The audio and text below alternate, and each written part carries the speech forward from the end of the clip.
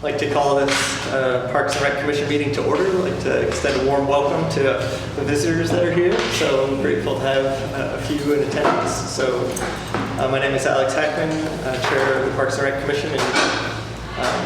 And before we go too much farther, I'd like to excuse Julie and Brad, who are out of town at this time, and recognize that Tyler will be standing in as well. I'm grateful for his service that way as well. We will be changing up the agenda ever so slightly because a few commission members will need to be leaving at 6. And so we're going to move items 7 and 8 further up in the agenda following the approval of the February 8th minutes. So those will be items 3 and 4. So apologize for the agenda that. Can you take a motion and second and vote on that?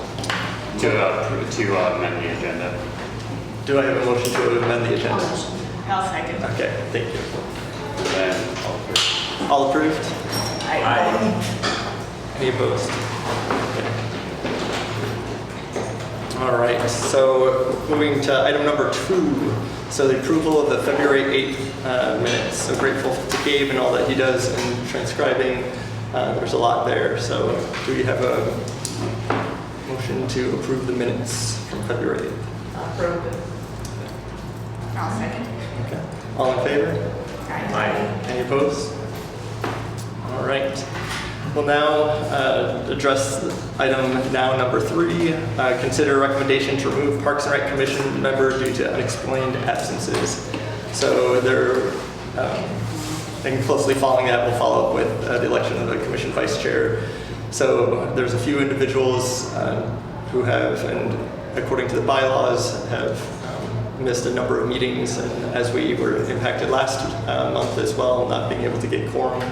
So it is proposed, or we have the opportunity to recommend the removal of those commission members and replace and recommend that they be replaced at this point. I know that they're continuing to keep applications for individuals that way, but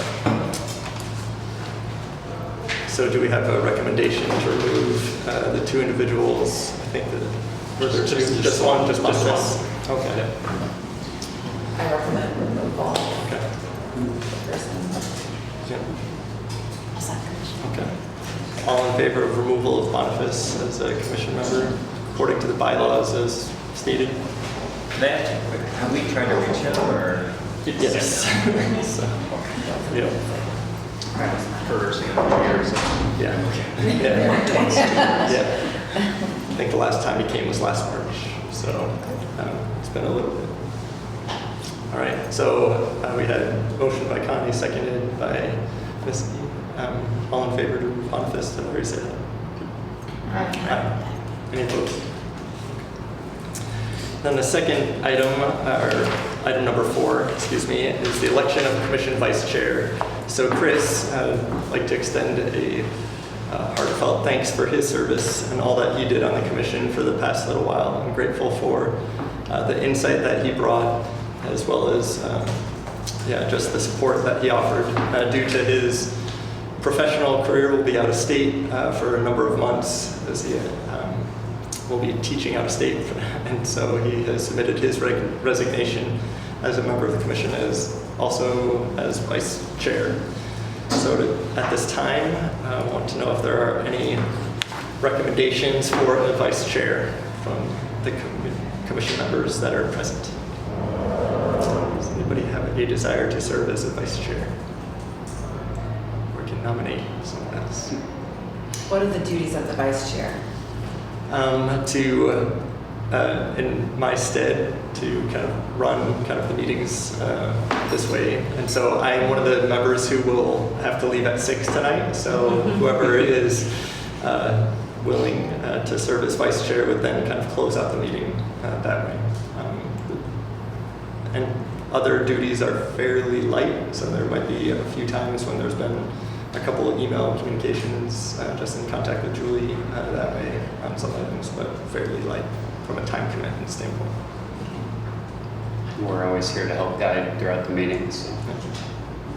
Does does that person automatically roll into like the chairperson then, or is that? No, Okay. doesn't have to. So I think, yeah, if they have a desire, so, but it hasn't been the case. So I wasn't vice chair, so at all.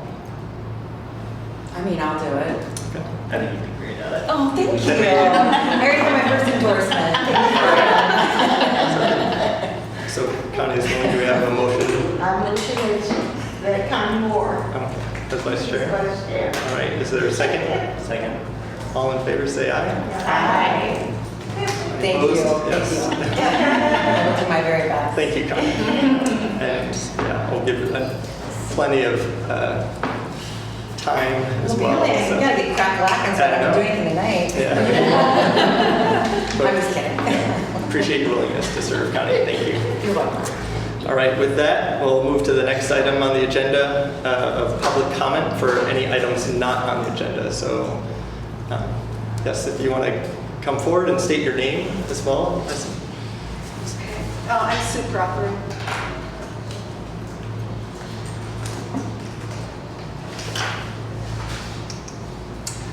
So I'm Sue Prothero, and I've been a City Park pool user since 1979.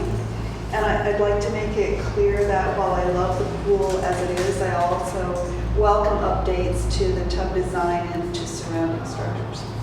This is why I'm here. I recently ran across a series of podcasts called What's Happening, created by local developer Gary Watts. And on April 4th, Gary interviewed Jeff Fruin.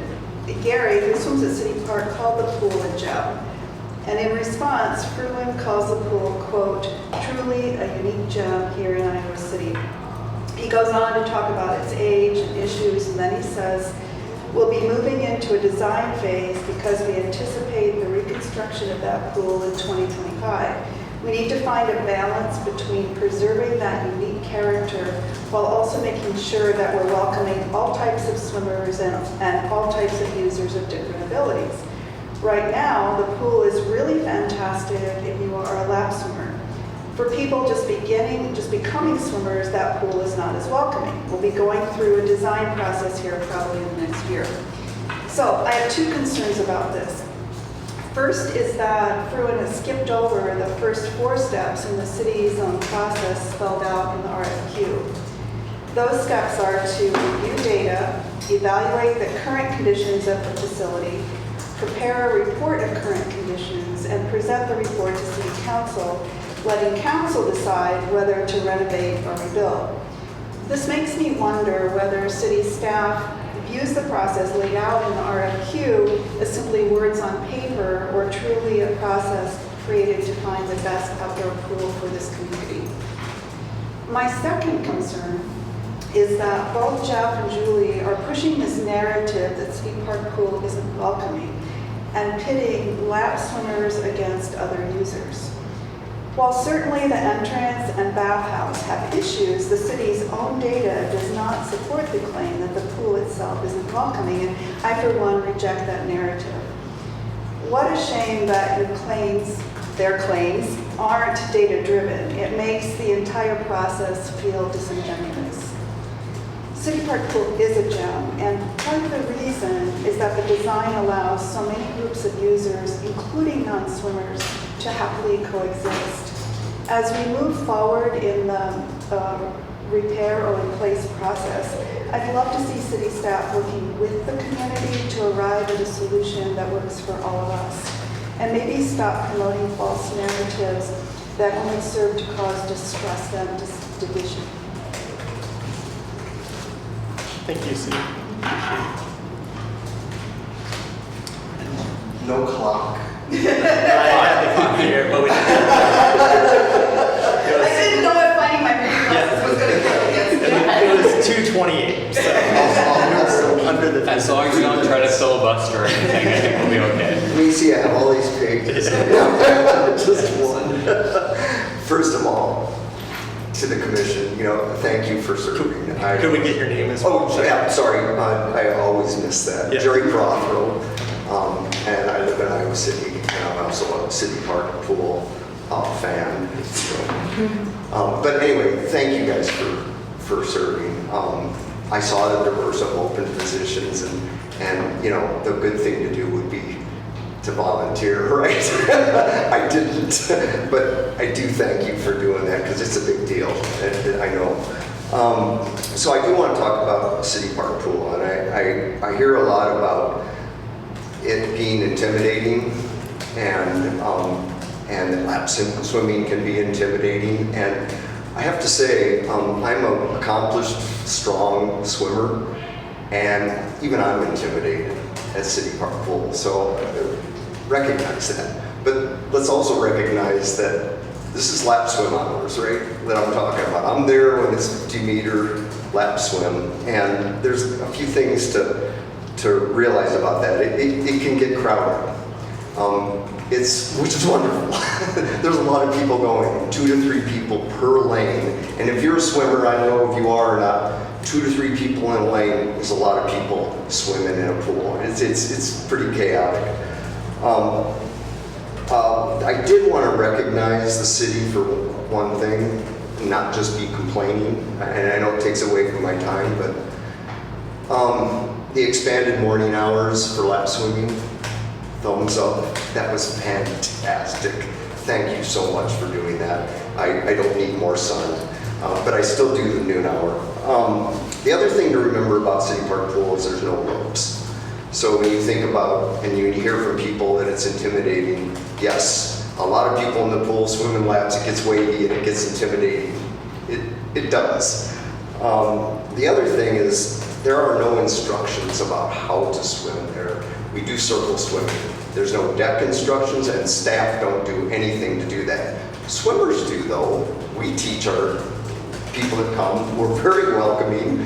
We welcome them into our lanes. I teach them how to circle swim. And you know what? I even gain a friend or two out of that, or at least an acquaintance. So,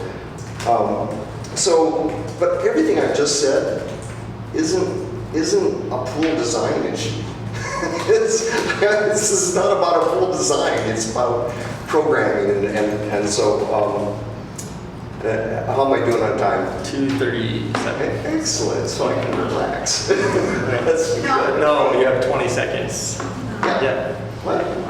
3 minutes. Okay. So I guess that's really all I wanted to say. Is I just wanted, when you hear people say that City Park Pool isn't welcoming or it's intimidating, yeah, and sometimes it is, but that's by design. It's 15-meter lap swimming, and it's challenging, as it should be. So that's all I have. I do have a handout. We have a group that we are forming.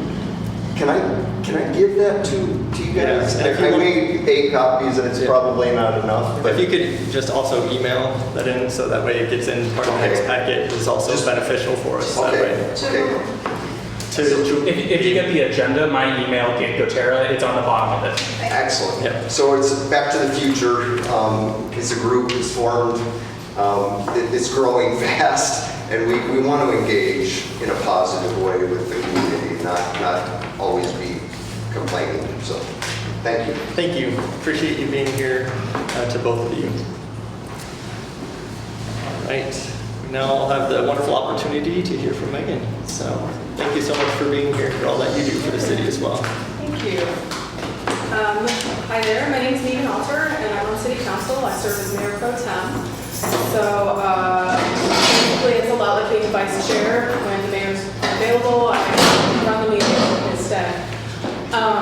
So I am here to kind of fast walk through our strategic plan, which we're really, really excited about, and which in very recent memory of meetings, we talk about the budget, but this was something that impacted all of staff, all of the departments are sort of using as a touchstone for prioritization and what do we as a city spend our money on and what are the needs within each department, and using that as sort of a reference point. So one of the things that we came up with was to actually have each one of us come to commissions and kind of do this walkthrough so that you as a commission also get a sense of things that might be directly related to the type of work that you do on this commission, and let me also echo what they said, that thank you very much for serving.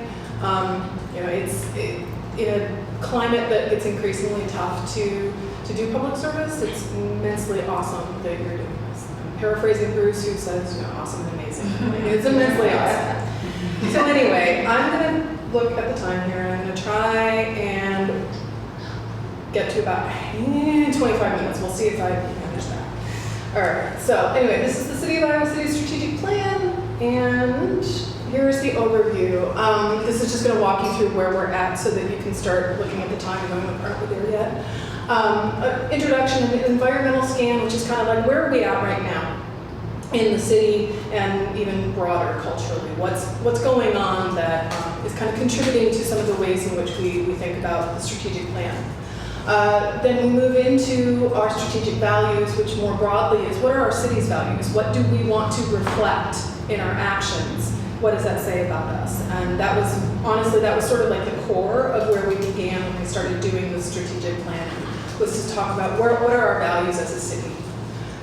Then I'll walk you through the impact areas and action steps, which some of those are going to be less, I will not say significant, but directly tied to the work that you're doing. I may skip over a few or simply have a comment here and there. However, I think that if you're interested in seeing this deck in a little bit fuller form, you can ask and I can make sure that it's available to you guys, and you can look at some of what the actual action items are under some of these categories that I'm not really going to cover today. And then resources, and then how do we get it done? So with that, I move on. I need to point not at my own computer, but at the screen. Do my back up? Yeah, sorry. Challenges and opportunities. This is the environmental scan. So one of the most significant ones, in fact, is the fact that on a local level, at city, town, et cetera, county level, there is less and less of what's known as home rule, or the independence to make our own decisions about what's best for our own city.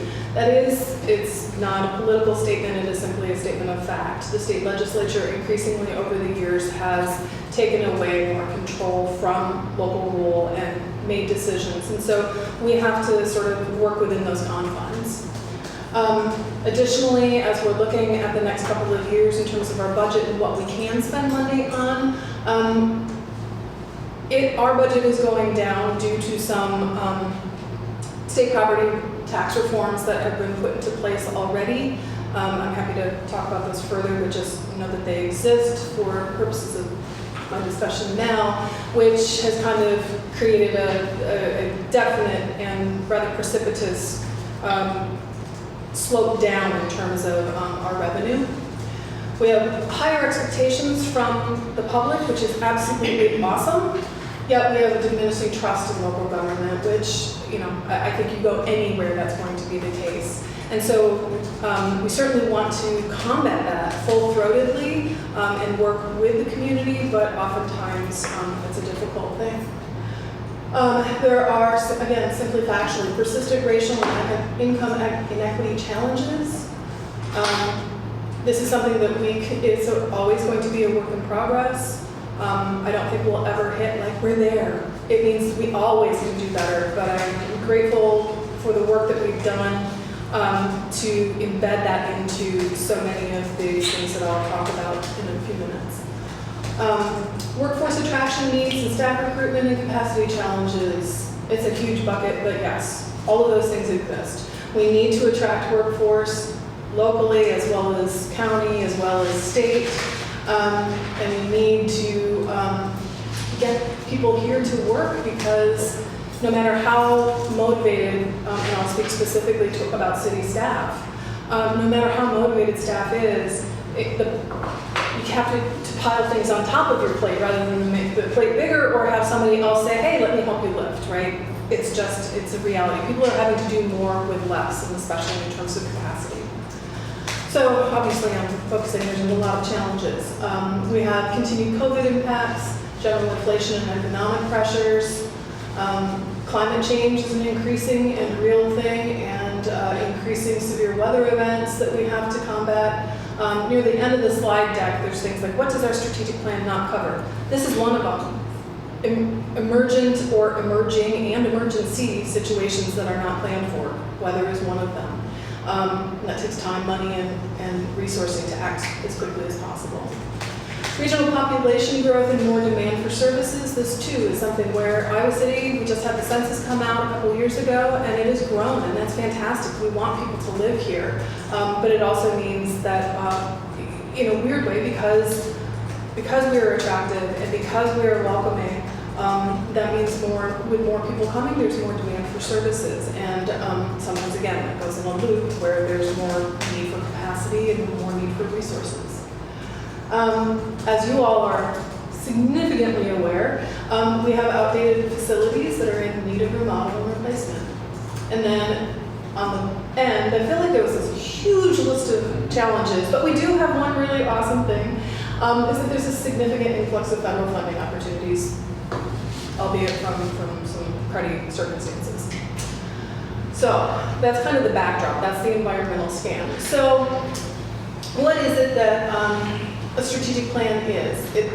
The strategic plan can be visualized as a map. We have our values that are sort of the thing that kick everything off, and then we think about how is our strategy going to impact the community, and then what do we need to do now, right? So it goes from core values to vision and outcome to then how do we get it done. So our values, and I'm going to let you just kind of glance over that, but it's racial equity, social justice, and human rights. It is specifically and explicitly called out. Climate action, partnerships, and engagement. All three of these categories can hold a lot of specifics, and we intentionally have done that. So a couple of these, I love that they mimicked all the sticky notes. We were over at the recycling center, way over on the southeast side of town, and like all the glass panes had like big sticky notes and little sticky notes, and now they've created that. So it's not enough just to say, we care a lot, right? What is it? How do we know if we've done this right? How do we know? And so our outcomes are that we want the community to celebrate and welcome cultural diversity, that we acknowledge and commemorate accurate historical cultural perspectives, that every resident understands how systemic inequities have disadvantaged some populations, and that we have the skills to disrupt bias. See something, say something, do something. That systemic barriers in policies, programs, and services are proactively addressed, and I think that it's really important to call that out because it's not even a matter of see if there are, it's taking that as for granted, that there are systemic issues, and so we need to address them. And I think that's one that we feel very, very strongly about. We build partnerships that facilitate equal access and opportunity. We have community decision makers reflecting the diversity of the community, and that equity, inclusion, and belonging is clearly identifiable in all city operations and activities. And with that last one, I would just say that it's the difference between having a checklist. It's great to have a checklist for an update, but it really is about the decisions that we make, that staff makes, that community members make, and make their voices known. It's the inflection and is you're embedding awareness about racial equity, social justice, and human rights. It's like, what is the best for all, and who are we leaving out, and how do we make it better? So I think that that's really important. How do we know if we've achieved our vision for climate action? Is this helpful for me to read it out loud? Is it too small? Otherwise, I can let you guys just read it. I feel a little bit like a teacher who's like, I actually PowerPoint. like you to read aloud. Oh, I guess I no, that's fine. I'll take it where I can get it. But you can always have my She had a few seconds left. She did. It's all good. Well, things like we want the world to look to Iowa. We really want to be modeling the way. The Iowa City is modeling the way so that others will copy our innovative carbon reduction strategies. That we have net zero greenhouse gas emissions achieved across all sectors. And just as a side note, actually buildings are going to be the next big frontier, I think.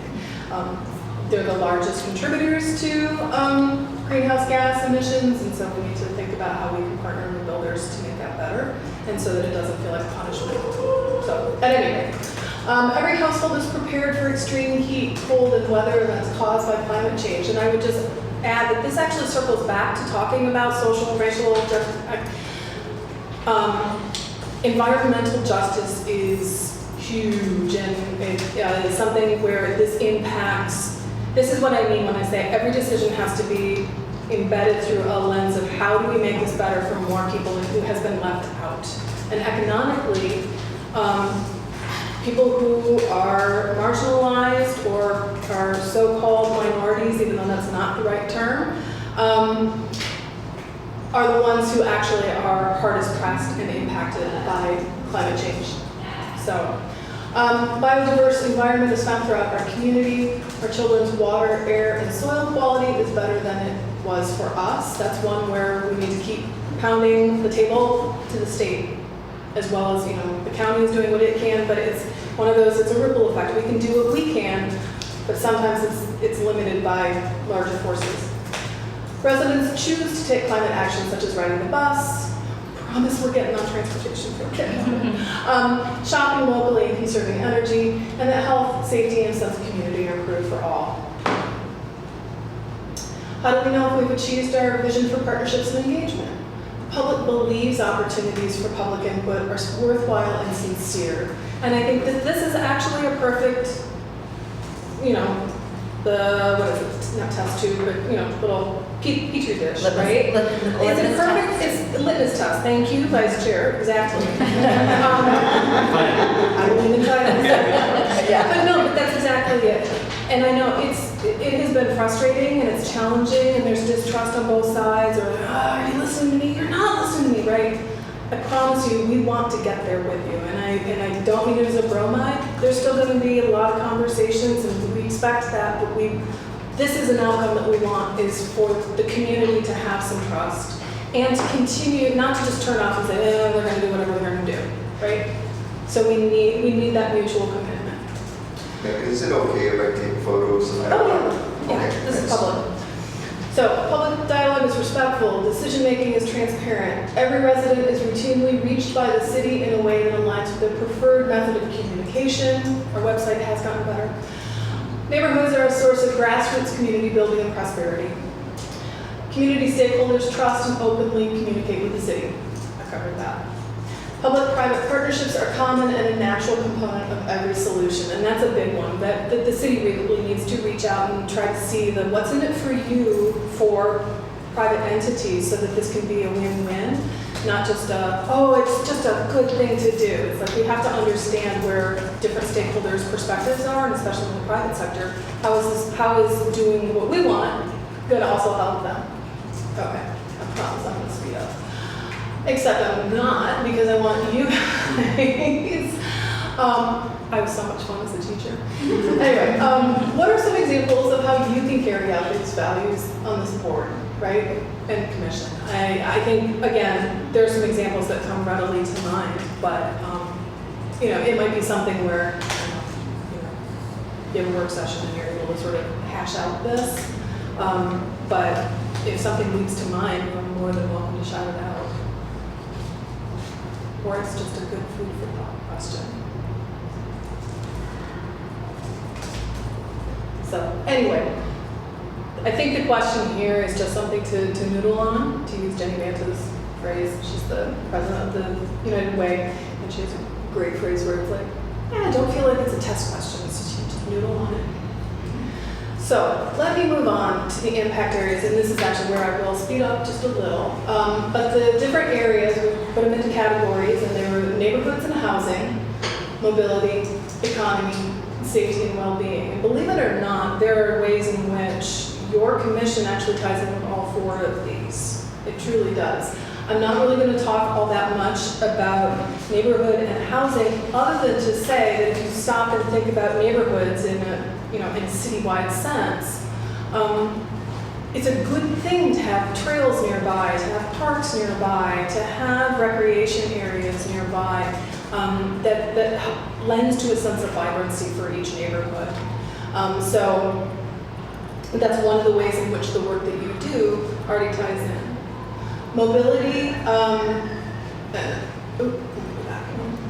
so mobility is another, it mainly deals with transportation, but again, thinking about how we can improve our bicycling trails so that, you know, I know actually for some folks it's using those trails actually to get from one place to another. It's not just to go take a nice ride, right? So if we can foster that so that people think of that more often and use them more often, then we're working then on some of our footprint climate action laws. The economy, we're a destination attraction in Iowa. If we have a vibrant parks, rec, and programming, you know, this is a place where people want to come because they have these options available to them. And when you have more people coming, they can contribute to the local economy, right? And then safety and well-being really is where I'll kind of pause and talk a little bit more, because this is where I think the bulk of the work that you're doing, at least especially as it was designated out in staff's plans, come to be. But let me get myself synced up here.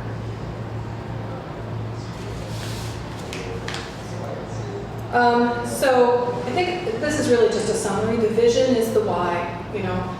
What do we want to do? What is aspirational? And actually all of those little quote-unquote post-it cards, post-it notes, were kind of like those vision statements. That's our outcome, but you know, they didn't lock it down to say, and Benton Street is going to be like this. You know, it really is trying to say, what's the sense of being in the city? So long-term and aspirational, why are we doing this? Because we want everyone to feel that way. The strategy is the what. It's long-term and guiding. It provides the general direction for the implementation of core services and strategic action items.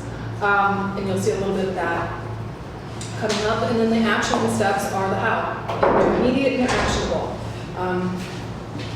You know, it's your agenda items, right? Just writ a little bit larger. They highlight the pressing, high-impact items which will receive discretionary resources and require partnerships and collaboration to execute by a specific timeline. Regardless of what happens with City Pool Park, that's one of them, right? That's the how. Okay. So, right, like I said, I'm going to skip through some of these, but I can make this deck available if you want to know kind of what these visions are specifically. In mobility, as I mentioned, commuters choosing to walk, bike, or bus at least half the time.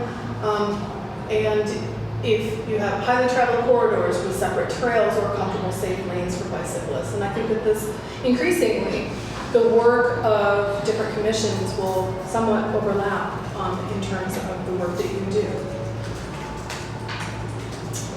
Economy, I mentioned that as well. And safety and well-being. So our city supports mental and physical well-being of our community members. Public safety response, whether from city or nonprofit partner, is nuanced depending on the specific needs of the situation. And that's a very specific understanding of what public safety is. Community members will receive emergency response services promptly and welcome responders as problem solvers, inviting spaces for social interaction, exercise, and regeneration are equitably located throughout the community and are lively with activity and use. And I think that sentence right there, that's you guys. I mean, that's like such a primary part of the work that you do. And to recognize it as, this is not a nice to have, this is like vital for a good community. And it is vital for mental health, and it is vital for physical health, and all of it. So it also has to do with the facilities that we have. Safe, healthy indoor spaces and are well prepared for climate-related changes. So that's why I've sort of, in looking through the deck in a little more detail, I was like, this really is kind of the home of how Parks and Rec kind of aligns to these different buckets. Let me see, let me move, I believe. We're on to resources. All right. Oh my God, I'm actually done. I'm on time. Thank you for sort of listening to the monologue here. So the resources are the tools to get it done. Let you see that. There we go. One of them, of course, is facilities, equipment, and technology. Some of the high-level things, priorities that we have are to invest in next-generation facilities and safe and healthy workplaces, to pursue high-performance governance, reward technology and innovation. I'm actually mindful of what you're talking about with it's not design, it's the programming, right? And so it's like, what are ways in which those can be that can be ramped up in terms of reward technology and innovation? What could be some things that could be brought in? And I was just reading something separately that talks about innovation doesn't always have to be disruptive.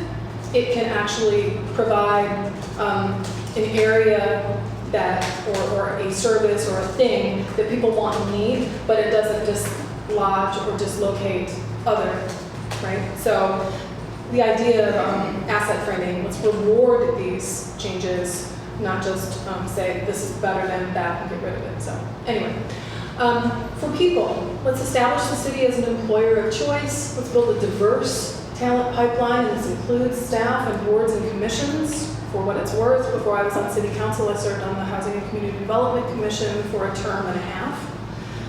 It was a tremendous way for me to understand more, get more involved, and then say, I think once a month isn't enough, right? And so anyway, but it is, this is an opportunity to get involved in different ways, perhaps.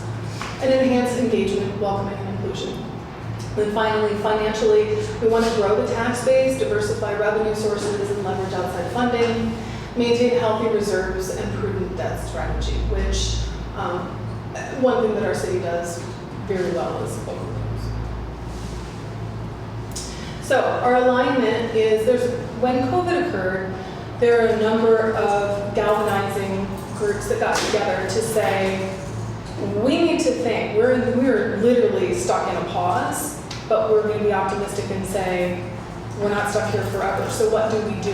Where do we want to go? And to do it deliberately with a lot of forethought. And so these different groups got together, Better Together 2030, All In Vision, which has multiple, it's municipalities, it's the university, it's individuals, it's some community groups, to say, what are these different facets of how in 7 years, can we make this place better together?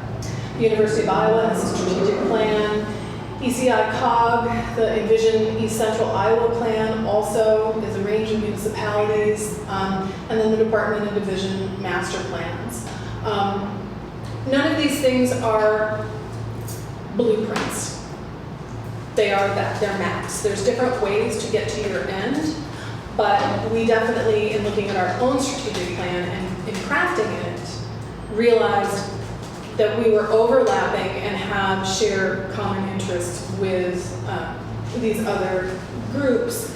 And so we have now essentially some ready-made partners and experts, because not everybody is serving on all of the boards, all of these commissions.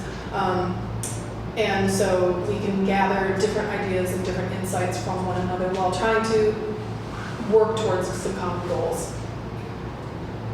So what's not in the strategic plan? Like I said, 99% I didn't say that, but 99% of our everyday work.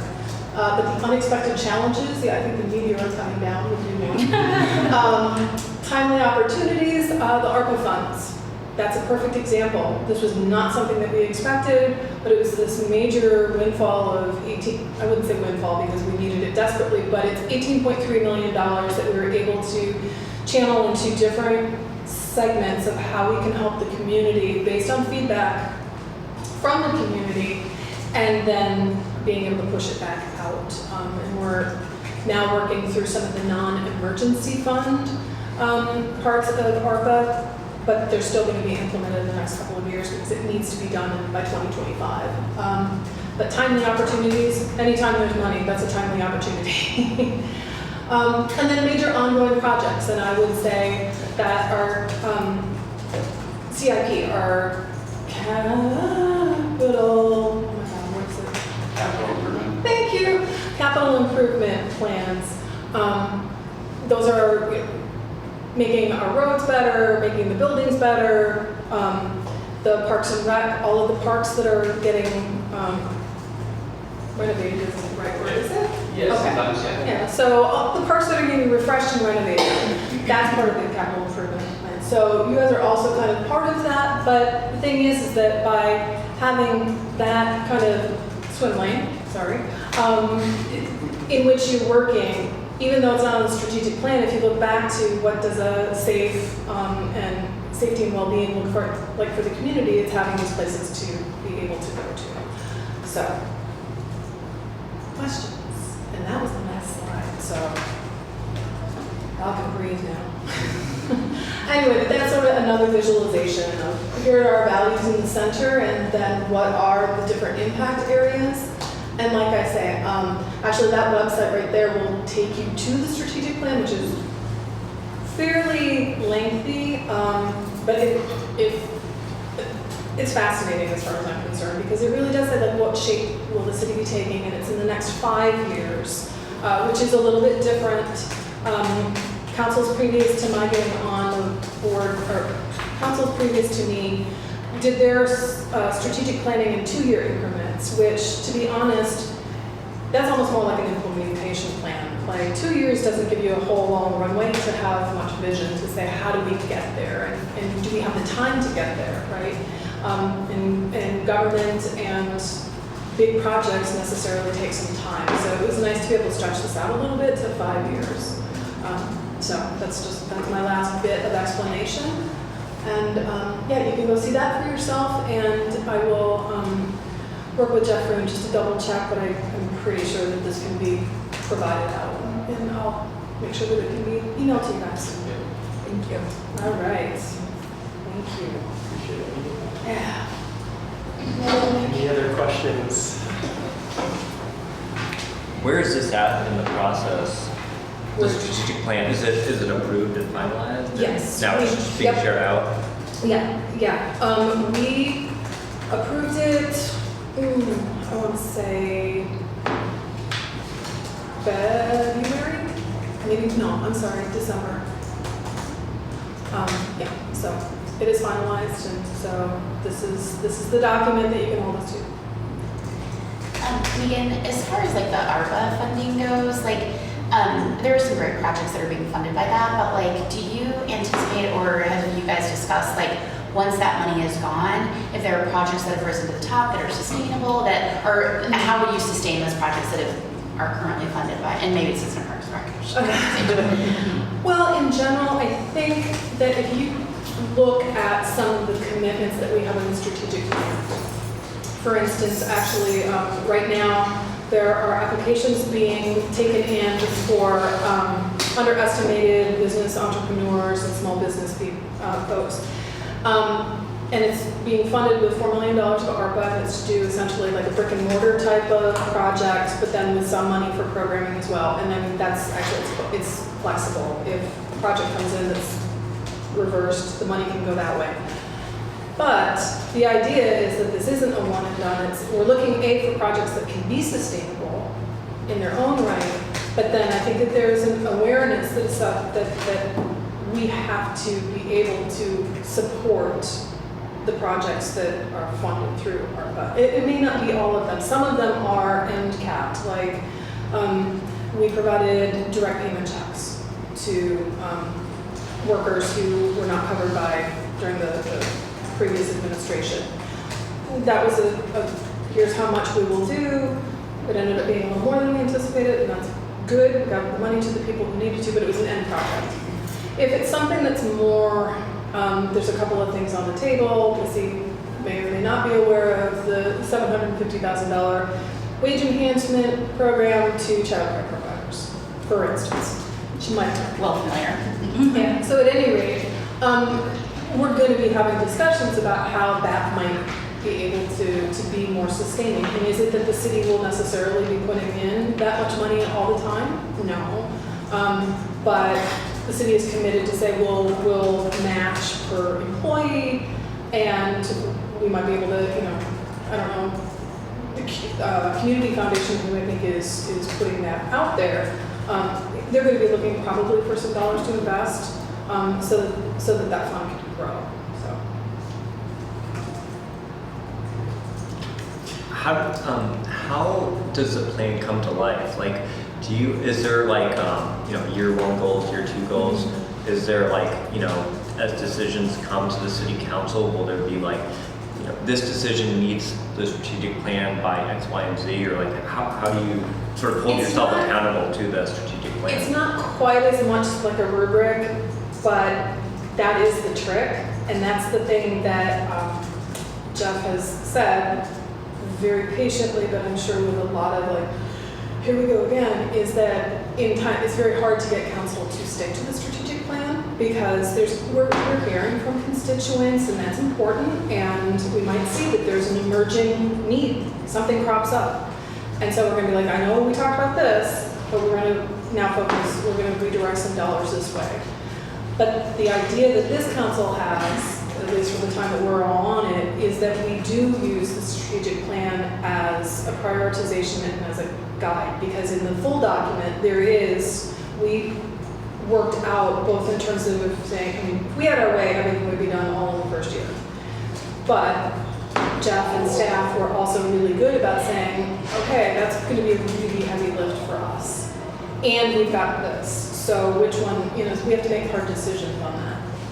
But we did actually sort of walk it out over the 5 years and to say, okay, well, before we do this, we need to do this. And so we have sorted our priorities and under each one of these impact areas, there are, and I have the slides hidden, but there are specific goals. Like we want to do this, we want to do this, and then there's a years attached as to when they'll be addressed. So it might be that we have to kind of play council poker and be like, all right, how much do you really want that roadway done, right? Because it's not slated until 26, but you're suggesting it for next year. What comes off the plate for next year? You also wanted this done. Which one's more, So those are the kind of conversations that we need to have. But I think that we have found this actually to be very helpful already in terms of looking at even more granular decisions about, I'm losing the example right now, but there was something about housing. And I said, well, one of the things that is a priority in our strategic plan is that we're going to value density. And so, yes, taller buildings in some areas for developers so that we don't have this kind of sprawl, which creates more roadways, which is bad for carbon emissions, and so I said, this actually fits in our strategic plan, even if aesthetically it's not exactly what we're used to, right? So we have those kinds of conversations. And at least for some of us, that's been a useful tool to have so that it's not just like, oh, you just don't like tall buildings, right? It's like, no, but it's on the strategic plan, right? So, and equally others can say, right, but road diets are that's on the strategic plan. We need to work so that we can actually build a much more robust cycling community so that this can be actually something that people use for transport, not just for recreation. So, yeah. Sorry, I talk. Can I add one thing to that? So that 99% of other daily things that are happening, this has been shared with all staff. We've all been trained on it. So we really, at least the staff I know and from my perspective, appreciate it as a roadmap because we have a lot of decisions daily that we run through this lens of the strategic plan. So I think that's kind of the, in my mind, that's one of the most important things that comes out of it. Yeah, and incredibly intentional because then we, in having that discussion with staff and with Jeff and Redmond and Rachel and others and the heads of the departments were saying, like, here's the deal, when you decide that's really important, here's what that does, what the impact of the departments and to the people, right? They have been working assiduously to do this, that, and the other, and now all of a sudden you're yanking the rug out. He was very diplomatic about it, but it's the reality, right? And it really throws a wrench in the works. So this is a really good touchstone for all of us, but I think this is maybe the first time that it's sunk in.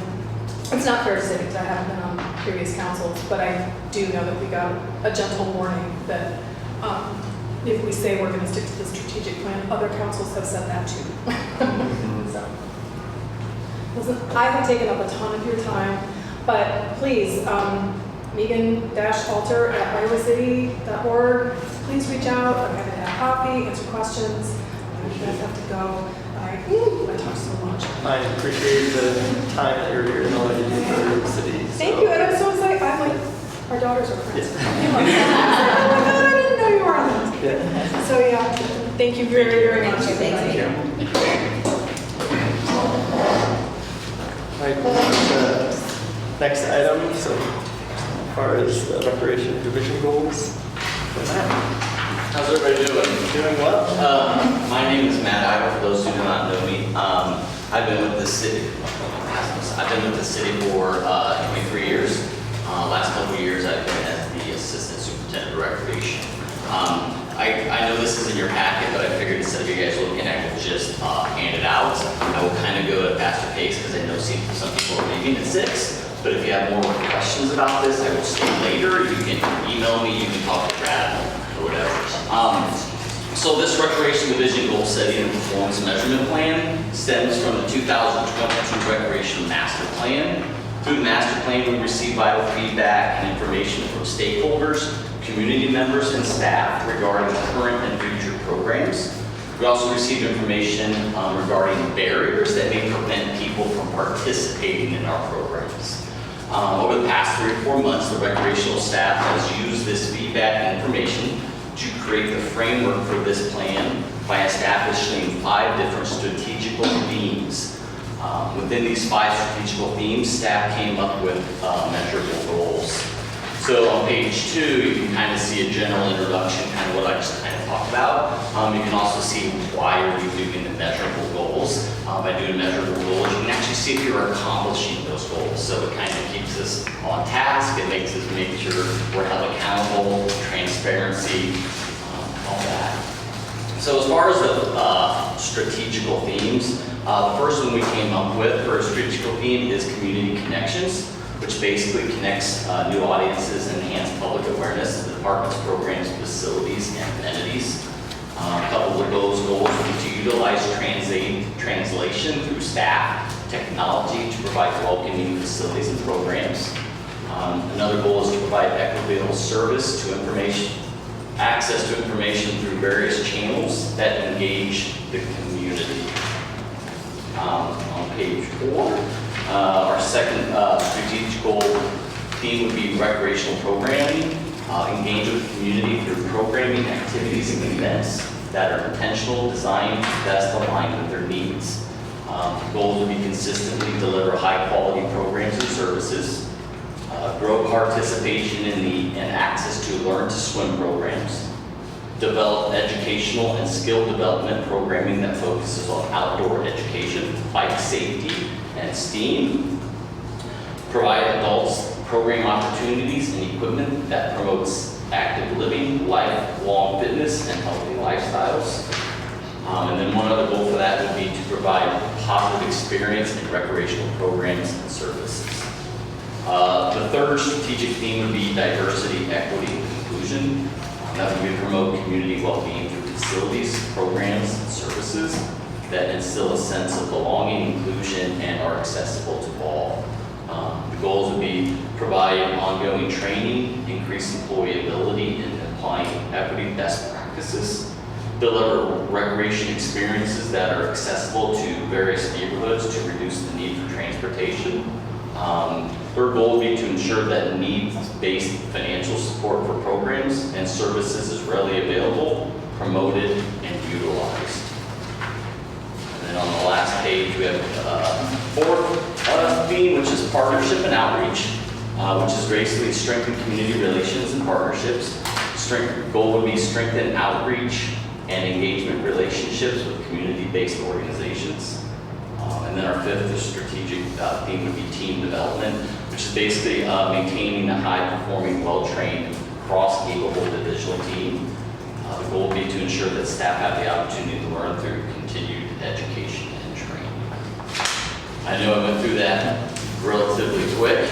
I would be able to backtrack on any of the measurable goals that you guys have questions on, or if you want me to elaborate on anything else. Like I said, this was all done through the input that we received from the master plan. It's basically a framework of what we want to accomplish in the next 10 years. So by doing those measurable goals, it's transparent what we're doing, what we want. So. one question I guess I did have. So I very much appreciate, I use a lot of data. So my job really is, and I talk really fast. Yeah, so, no, really appreciate it. But one of the questions I did have is, are there opportunities for kind of reporting back? So Yes. as well on how So we're going to be tracking on this. Yes, we will be giving like reports and stuff to commission, city council. We'll do that once a year. Great. Of course, if you want like our seasonal accomplishments or anything like that, we can do that, but we do plan to do it annually. That's great. So, yeah. There's a quote that I like: when performance is measured, performance improves. And when Yes. performance is reported back, the rate of It was acceleration. pretty hard coming up with all the measurables. There's a lot of data that we had to get from past programs and stuff, so it took a while to get all that out. But we think it's going to work and a whole different. I know I've been here 23 years and Joyce Carroll's been here 43 years, and we've never really had a document like that. So we're so excited that this is here. So. Thank you so very much. Any other questions? Like I said, if you have questions, I will stay later. So. Just where's pickleball on here? No, I'm kidding. I think the courts are coming. That was in the I just heard so many people like pickleball. Oh, it's constant. It is great. Yeah. I'm a ping pong player. That's why I can't play pickleball because I don't want to run. You can learn. Yes, I do.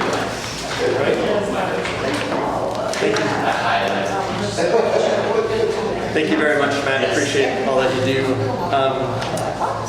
At this time, I will turn it over to Connie as vice chair to take us through the remainder of the meeting. Tyler's here to help assist and guide you that way. So I apologize that I need to step out for a family commitment. So, That's great. Thanks for doing your part tonight, Alex. Appreciate it. I appreciate everything you've done.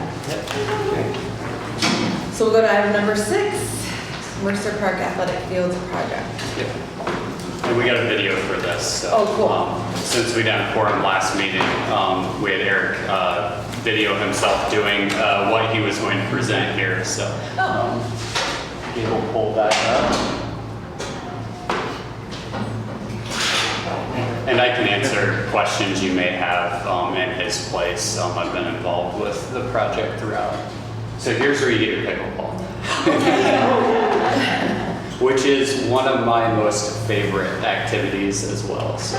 Is there a way to get this? Is there a slideshow that's, or video? You said a video. We can check and see if we can share it out after. Gabe can make a note of that. And I don't know exactly what form it's in, so I can't specifically answer. Are we ready for the video? Let's do it. Okay. Hi, this is Eric Warnig with Hitchcock Design Group. I'm here to give you an update presentation on our work at Mercer Park and City Park. So with that, we'll get right into it. We want to look at our existing conditions first. An aerial photograph here of Mercer Park, where we have 3 existing tennis courts, 8 existing pickleball, the high school ball field, of course, and then 3 smaller baseball fields. The numbers there represent the base path dimensions and the center field fence dimensions, as well as a restroom and concession building right here.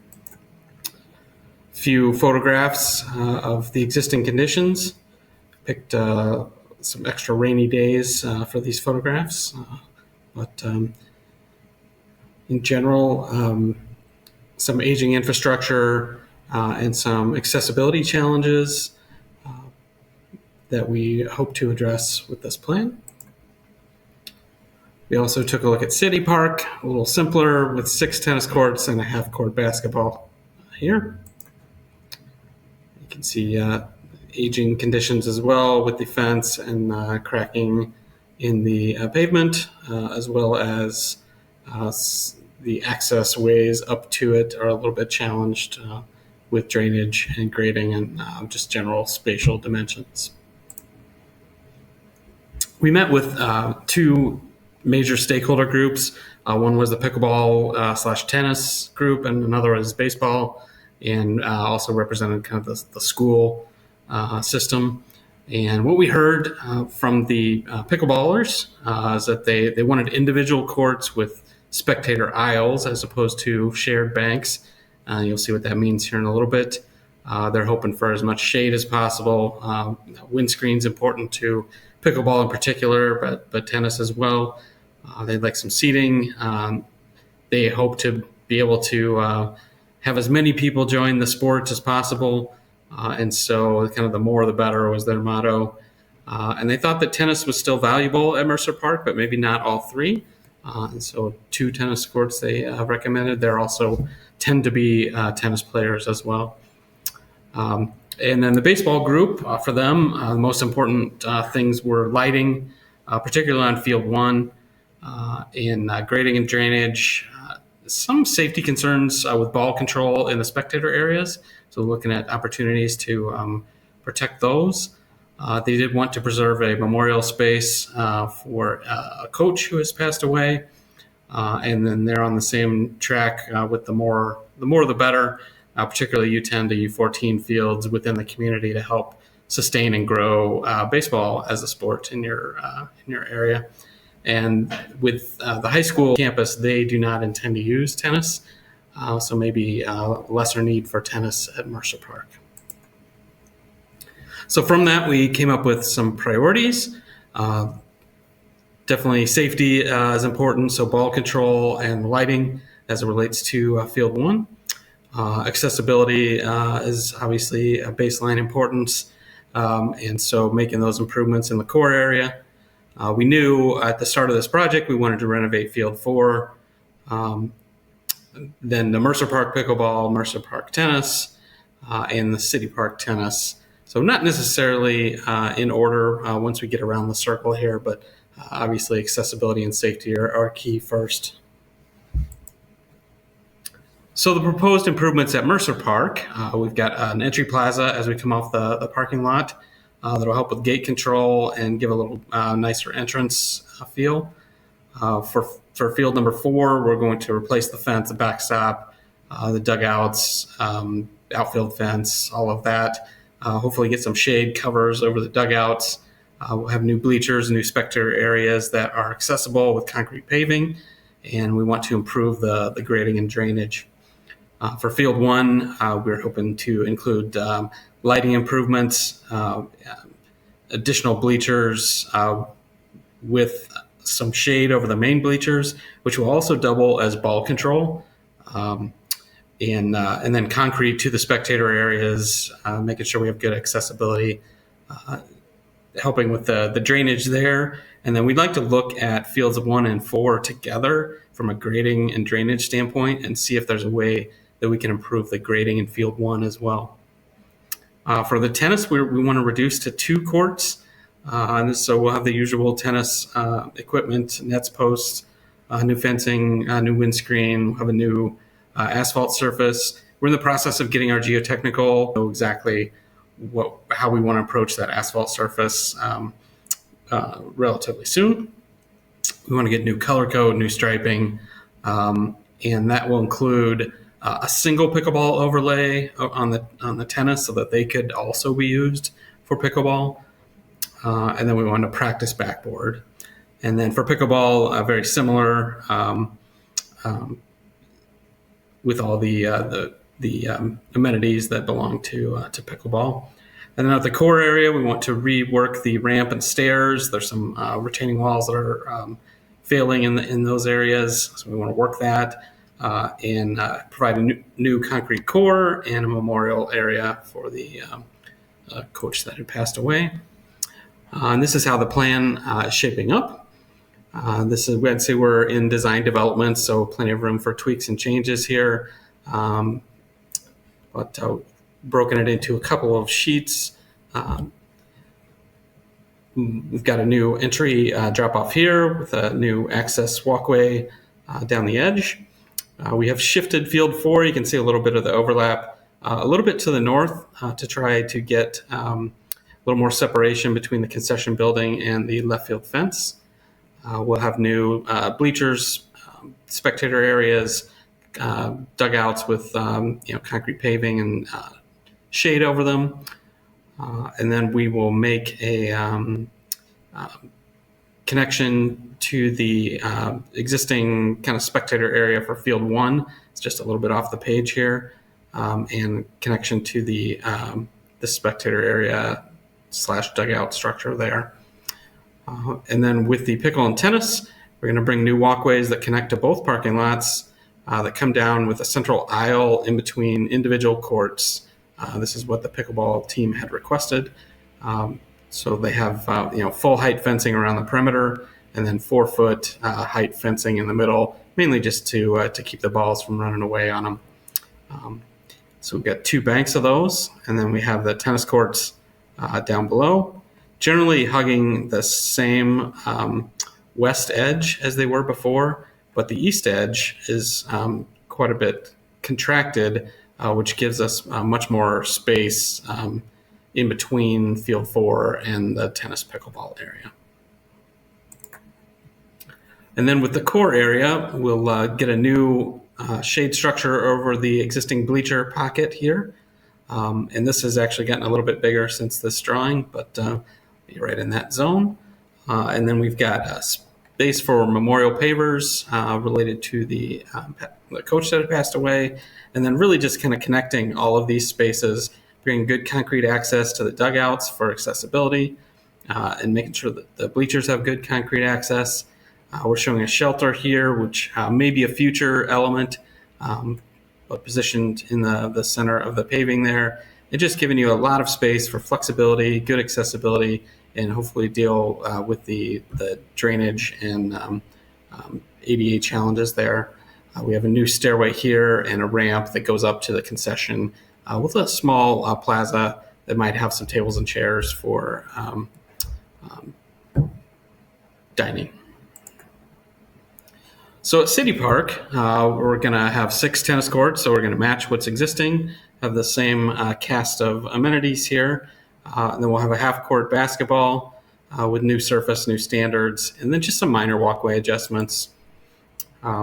This one is in the process of being surveyed as of this presentation, and but we will look something similar to this. That's how it will look. And I think that takes us to our wrap up here.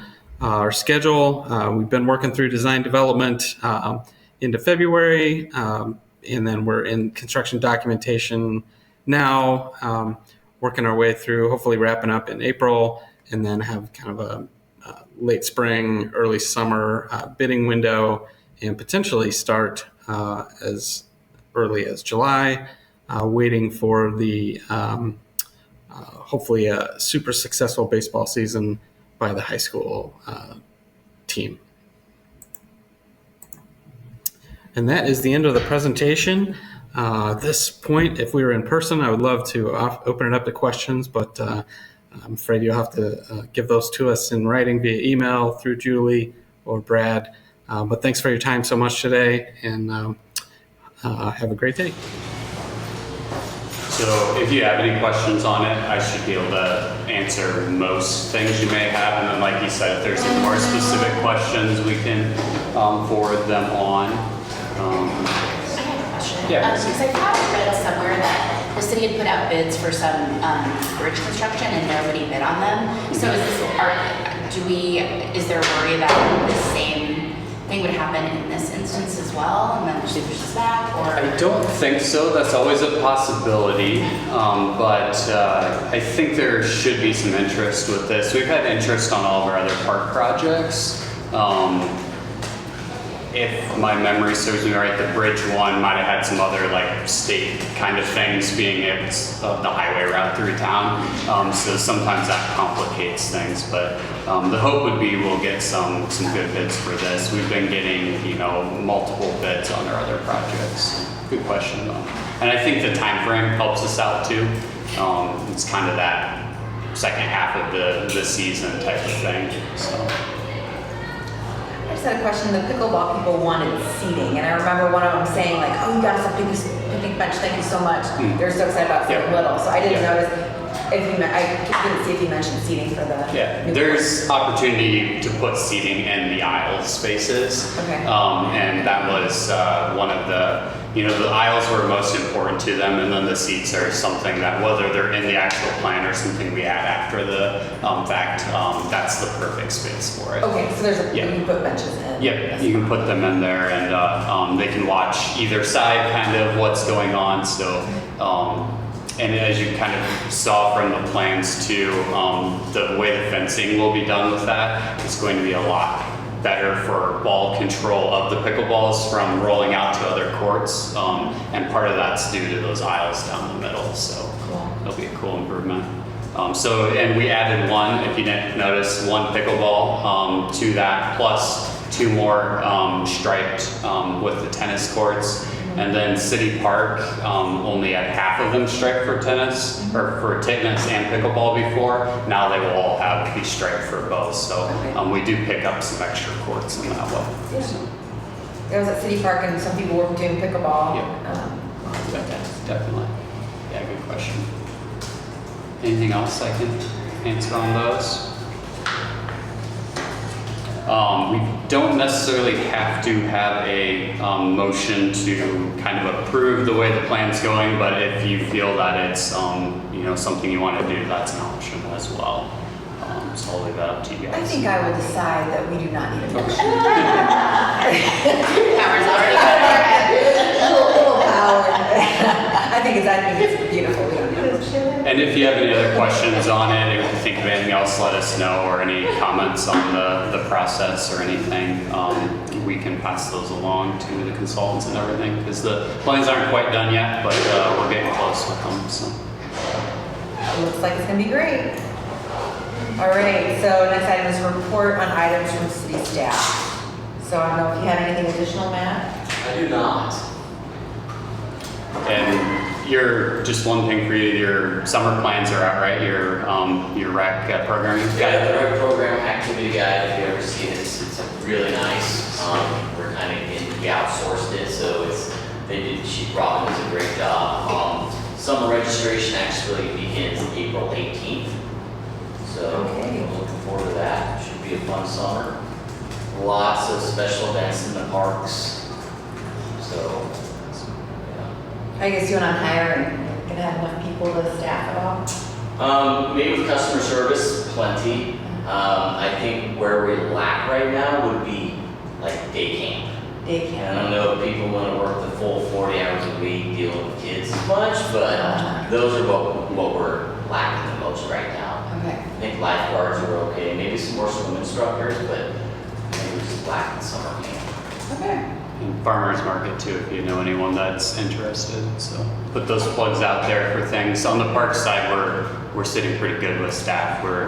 If we're not full, we're within a couple of being full, and all of our staff are seasonal. So Okay, so just farmer's market and day camp. yeah, I think those would be the key areas. At the farmer's market, what will the staff do?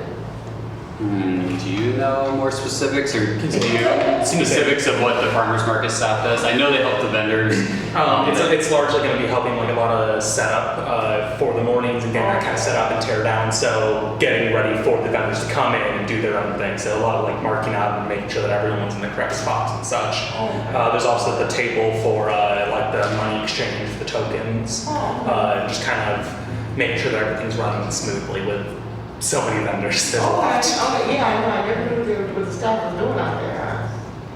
Yeah, and so for the vendors that are there every week, it's a little easier, but there's a cast of them that rotate through depending on the time of the season. So there's usually a new one fairly frequently. Do we know when the water at the dog parks is going to be turned on? Yep, it was turned on today at Thornberry, and the other one we have reseeded and aerated. It took quite a bit of turf damage over the winter, so that one will be on by the time we get that open as well. So, Okay. Yep, no, that's been a key question. So. Yeah, my dog was wondering, so. Yep. Okay, cool, thank you. And where can we get a Parks and Rec hat? These are like, they ended up being a one-off because we all had the opportunity to get them ourselves, and I was the only one that That's the one. That's the Yeah. one. I've got 3 different colors, but that's the one. Okay, well, I guess I won't get one. You have to be the chairman. Okay, anything else on reports? I can cover some of the parks things. yeah. So, kind of jumping off with that, other water in the other parks. So restrooms, almost all of those are on as of this week. We've had quite a few questions about it. Typically, it's about the second week of April. We have to watch for the weather. And if you remember, it wasn't that long ago, we had about 5 inches of snow on a Saturday morning. So we have to try to balance that. And perception-wise, it's nice outside, so it's always tough to, a lot of people using the parks. So for about a week in every spring, we have people asking questions. Not all of the drinking fountains are on yet, but we're getting some of those going as well. But most of the restrooms are on. We had a few with some just general winter repairs that coming out of the winter that need to be done, but we're getting close on those.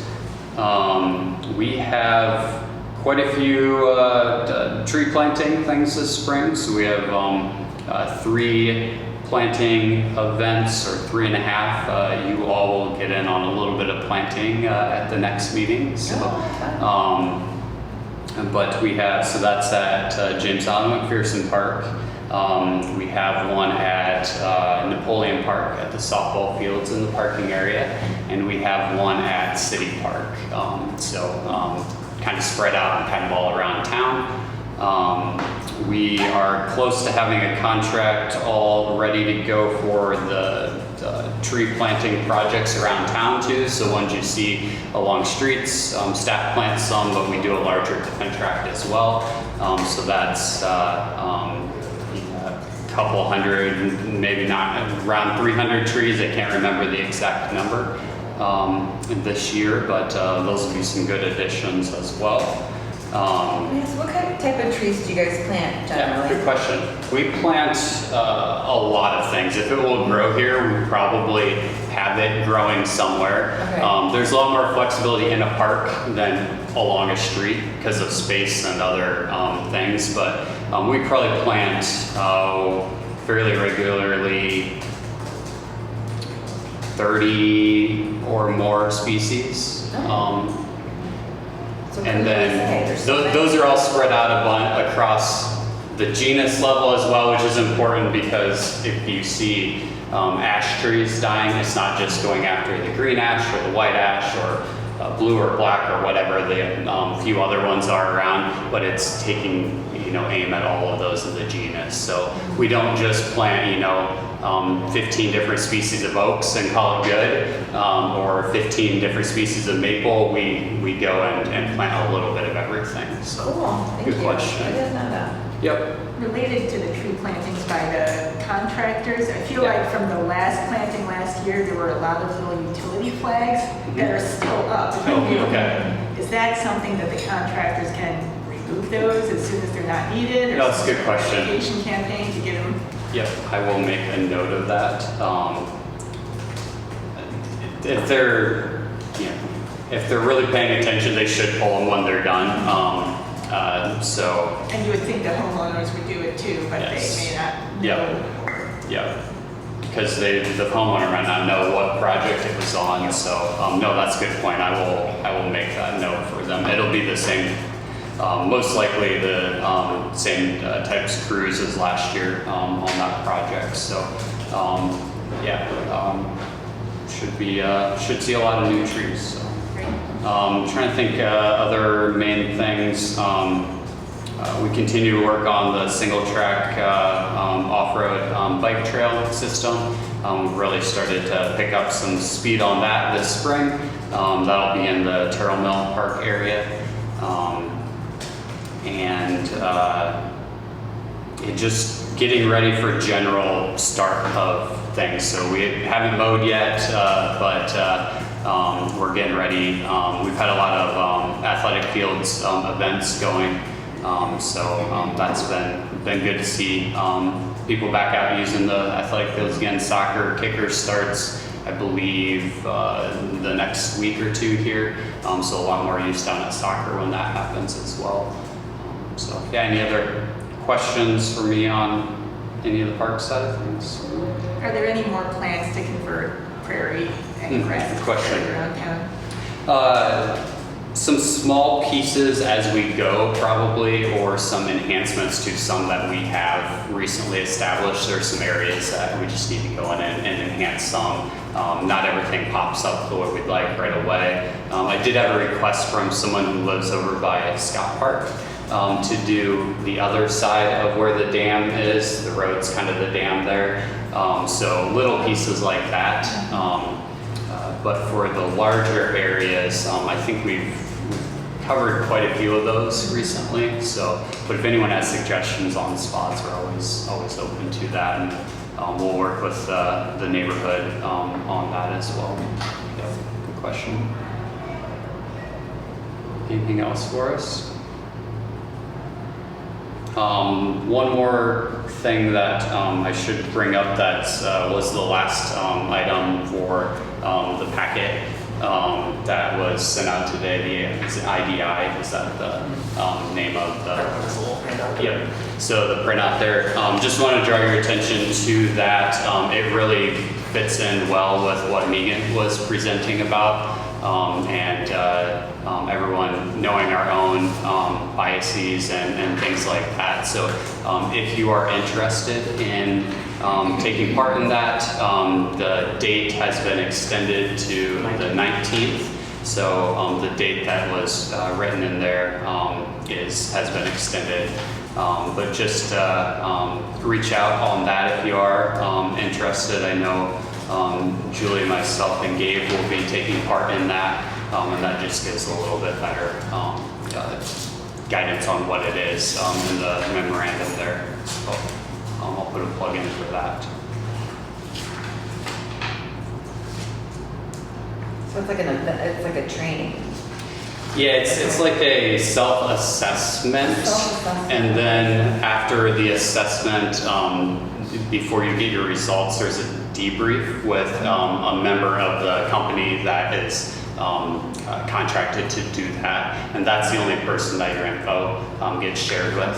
But they explain to you kind of your results and what that may mean, or work with you on understanding kind of the results of that. Like some biases we may have that we're not aware of. Yeah, exactly. Yep. Okay. Yep. So the one of the other commissions, the Human Rights Commission, took part in it, and they found it valuable. So they suggested other commissions it be made available to them. So that's kind of where it started at. Yep.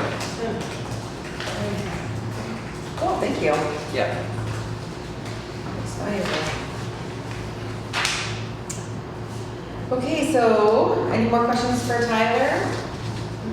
Do you have anything for a vice chair's report, I guess? You guys are so far so good. Feeling the love. No, it's been really exciting so far. It's 10 out of 10. That's all I have. Okay. And then item number 10, commission time suggestions for future agenda items. Okay, so we'll start with Commissioner Missy. Do you have any suggestions for future agenda items? I have no comments. Thank you. No future agenda items, but I just want to invite everybody to the South District Neighborhood Association's annual Team Up to Clean Up event coming up in a couple of weeks on Sunday, April 23rd. It's just an event where a neighborhood comes together to pick up trash. They kind of refresh the flower beds along Broadway Street. They do some work in the Edinburgh Forest at Weatherby Park and various other things. So come or promote it, or just be aware that it's going on. What time does that start? 10 o'clock. 10 o'clock. And if you can't get enough with that, you can come over to tree planting at Napoleon Park afterwards. So the Rotary is volunteering with that, so they usually have quite a few volunteers. But if you're interested, I'm sure they would be willing to have some commission members as well. So lots of stuff happening on the south side. Where are you meeting for the cleanup? It's there's a Facebook event, but I think the headquarters is along Broadway at Dream City. Oh, yeah, they've got it. What is the animal farm? I'm not super clear on everything, but Backyard Abundance has it at Weatherby Park. It's just, I think there's fruit trees and various other vegetation that people are free to. Yeah, anyone can go harvest. forage and pick from it. If you go into Weatherby to the parking lot and go towards the right, it's in a space kind of as you go in there.